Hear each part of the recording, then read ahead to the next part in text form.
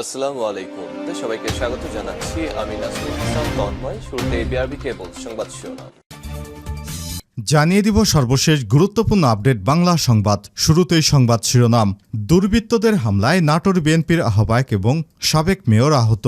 খালেদা জিয়ার মুক্তি এবং সুচিকিৎসার দাবিতে সমাবেশে যার পথে নাটোর জেলা বিএনপির আহ্বায়ক প্রবীণ নেতা শহীদুল ইসলাম বাচ্চুকে কুপিয়ে গুরুতর জখম করেছে সন্ত্রাসীরা। এ সময় বাচ্চুকে বাঁচাতে গিয়ে দুর্বৃত্তদের হামলায় আহত হয়েছেন রাজশাহী সিটি কর্পোরেশনের রাশিকের সাবেক মেয়র মোসাদ্দেক হোসেন বুলবুল সহ ৬ জন। এদিকে আন্দোলনরত শিক্ষকদের সঙ্গে বৈঠক করবেন ওবায়দুল কাদের।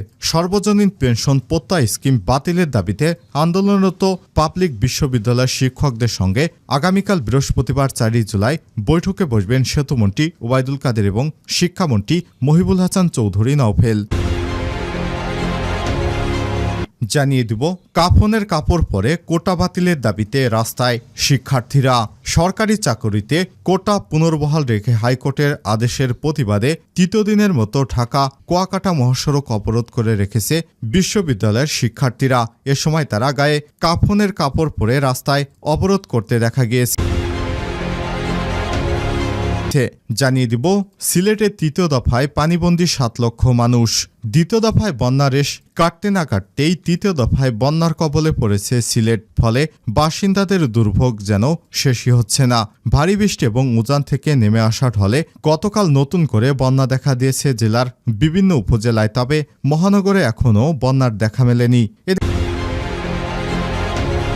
এদিকে ডক্টর ইউনূসের মামলা দ্রুত নিষ্পত্তির নির্দেশ দিল হাইকোর্ট। নোবেল বিজয়ী অর্থনীতিবিদ ডক্টর মোহাম্মদ ইউনূসের মামলা দ্রুত সময়ের ভিতরে নিষ্পত্তির জন্য শ্রম আপিল ট্রাইব্যুনালকে নির্দেশ দিয়েছে হাইকোর্ট। আজ বিচারপতি মোহাম্মদ নজরুল ইসলাম তালুকদার ও বিচারপতি কাজী ইবাদত হোসেনের হাইকোর্ট বেঞ্চ এ আদেশ দেয়।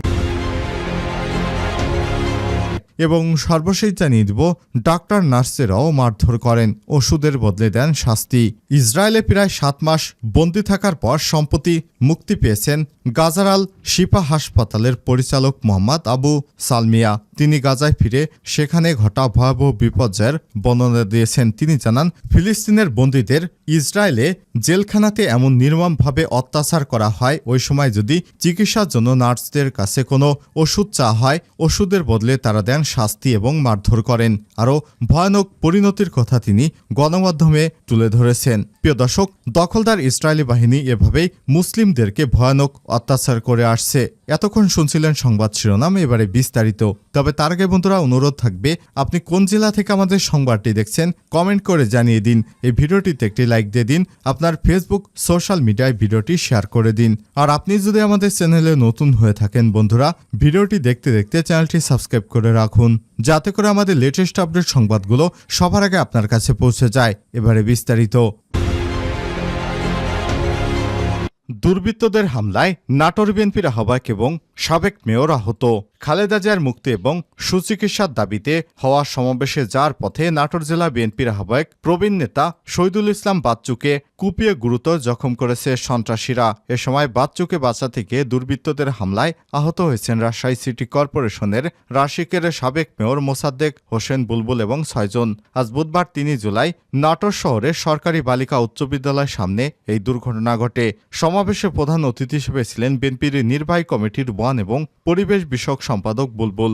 জেলা বিএনপির যুগ্ম আহ্বায়ক ফরাদ আলী দেওয়ান শাহিন কালবেলাকে বিষয়টি নিশ্চিত করে বলেন, বিএনপির চেয়ারপারসন বেগম খালেদা জিয়ার মুক্তি সুচিকিৎসার দাবিতে আজ সকালে জেলা বিএনপির কার্যালয়ে সমাবেশ ছিল। সমাবেশে যোগ দিতে শহীদুল ইসলাম বাচ্চু বিএনপির কার্যালয়ে আসছিলেন। এ সময় শহরের সরকারি বালিকা উচ্চ বিদ্যালয়ের সামনে এলে সন্ত্রাসীরা তাকে এলোপাতাড়ি কুপিয়ে রেখে চলে যায়। এ সময় তিনি বলেন, তার হাত পা সহ শরীরের বিভিন্ন স্থানে গুরুতর জখম হয়েছে। তাকে উদ্ধার করে নাটোর আধুনিক সদর হাসপাতালে নেওয়া হয়েছে। সেখানে অবস্থার অবনতি হলে উন্নত চিকিৎসার জন্য রাজশাহী মেডিকেল কলেজ হাসপাতালে প্রেরণ করা হয়েছে।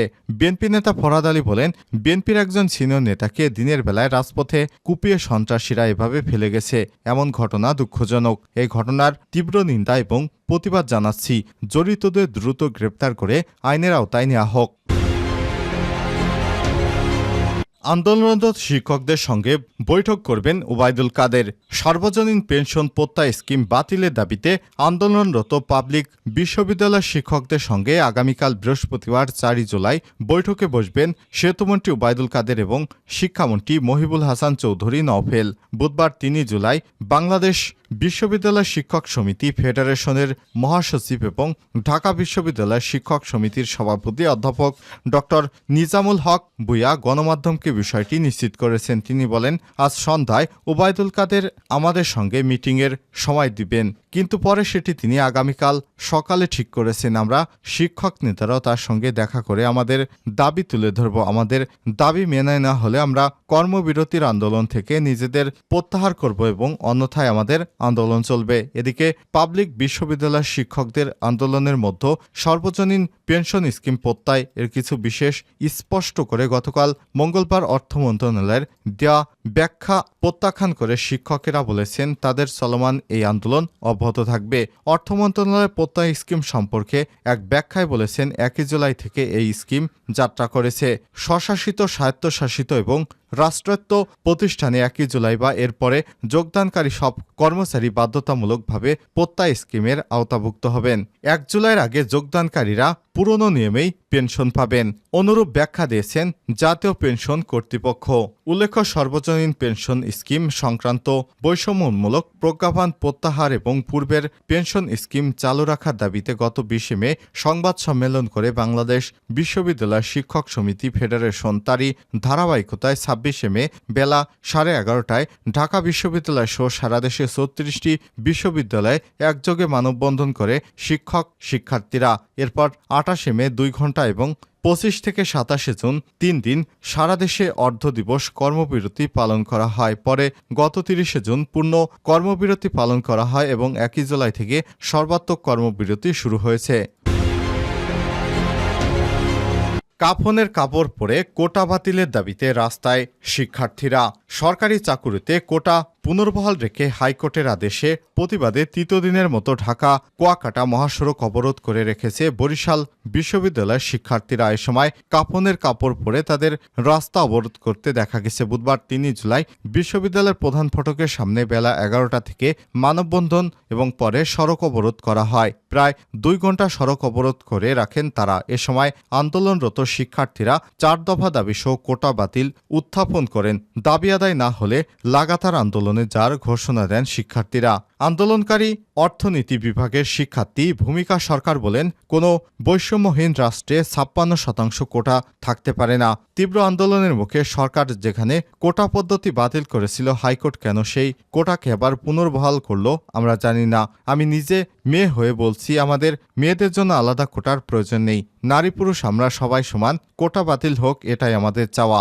ইংরেজি বিভাগের শিক্ষার্থী তামিম ইকবাল রাজু বলেছেন, 2018 সালে রক্তের দাগ আজও শোকায়নি। আমাদের সেই সংগ্রাম ব্যর্থ হওয়ার পথে কাফনের কাপড় পরে রাস্তায় নেমেছি। কোটা বাতিল না হওয়া পর্যন্ত ঘরে ফিরব না। এদিকে রাস্তা অবরোধ করায় ভোগান্তিতে পড়েছে সাধারণ জনগণ।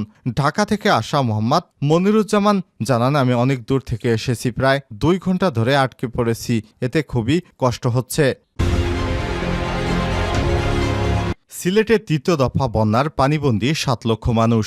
দ্বিতীয় দফা বন্যার রেশ কাটতে না কাটতে আবারও তৃতীয় দফায় বন্যার কবলে পড়েছে সিলেট। ফলে বাসিন্দাদের দুর্ভোগ যেন শেষ হচ্ছে না। ভারী বৃষ্টি উজান থেকে নেমে আসা পাহাড়ি ঢলে গত সোমবার 1 জুলাই নতুন করে আবার বন্যা দেখা দিয়েছে সিলেটে। তবে মহানগরে এখনও বন্যা দেখা দেয়নি। তৃতীয় দফায় বন্যার জেলায় 13টি উপজেলায় 97টি ইউনিয়নে 1136টি গ্রাম প্লাবিত হয়েছে। এতে পানিবন্দী হয়ে পড়েছে 7,60,000 মানুষ।